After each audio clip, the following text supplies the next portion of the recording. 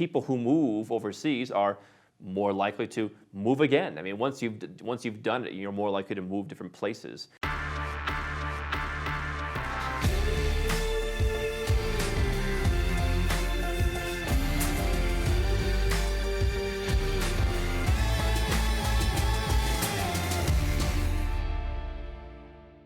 Azuki wrote, "How do you make and maintain friendships when you're traveling between different countries or continents in each place for months at a time?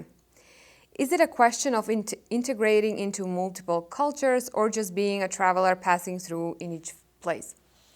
Well, what's interesting is when I lived in Kuala Lumpur, I still live in Kuala Lumpur, but when I was there, several years ago with some people who were on my team, the challenge that they ran into in making friends was that a lot of people in a place like a Kuala Lumpur or a Singapore or Dubai tend to be more transient. I mean, they're there for 2 years on a contract and then they're moving to the next place, or they're working for an international company and then eventually the international company, moves them or closes the office and moves them, or whatever the case may be.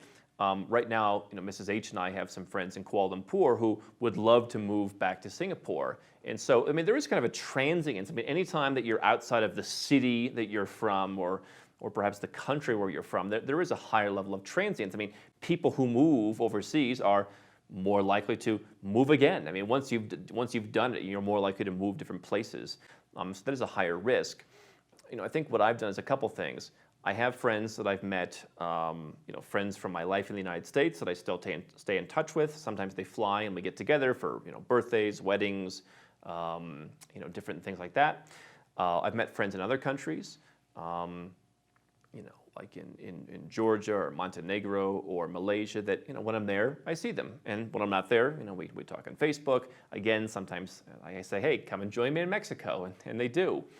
I think that, if deep friendships are really important to you, one thing I've been working on more lately is my trifecta strategy, which is where you have 3 different homes. Now, a nomad capitalist could have one base. You could have one base. You could live in Dubai year-round, or Costa Rica, or wherever. You could have one base. If you want a bit more variety, if you want to be a bit more nomadic, you could have 2 bases, or the trifecta would be 3 bases. And so I think what I've been really moving towards now is someone who's a bit more settled than I was when I was, in 32 different countries every year. Now that I have a team who's doing that for me, I've really focused on, doing things like hosting parties in each of my base cities and coming and meeting people. I'll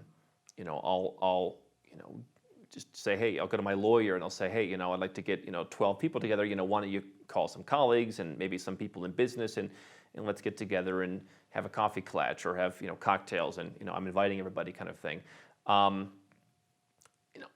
think the other thing is, it's very easy to find other nomadic people who you just meet up with kind of, serendipitously at different points around the world. I've got friends where, in the nomad community, it's just, hey, I saw you were in Mexico. I'm coming to Mexico next week. Will you still be there?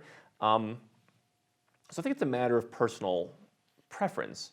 For me, being able to call people and talk to people, I think is a good thing. Meeting up with people occasionally is nice. But the more deep friendships you want, the more you want that ongoing face-to-face exposure. I would say fewer bases, or at least more stable bases, rather than just always going to the next place. Who knows where it is?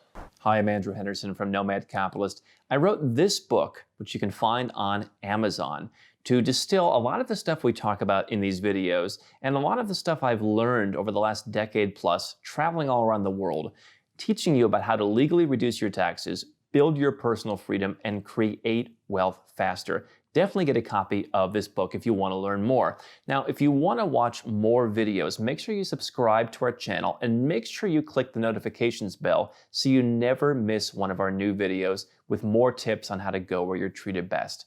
And if you're already a 6- or 7-figure entrepreneur and you'd like to put these strategies in place for yourself, go to nomadcapitalist.com and learn about how I can help you.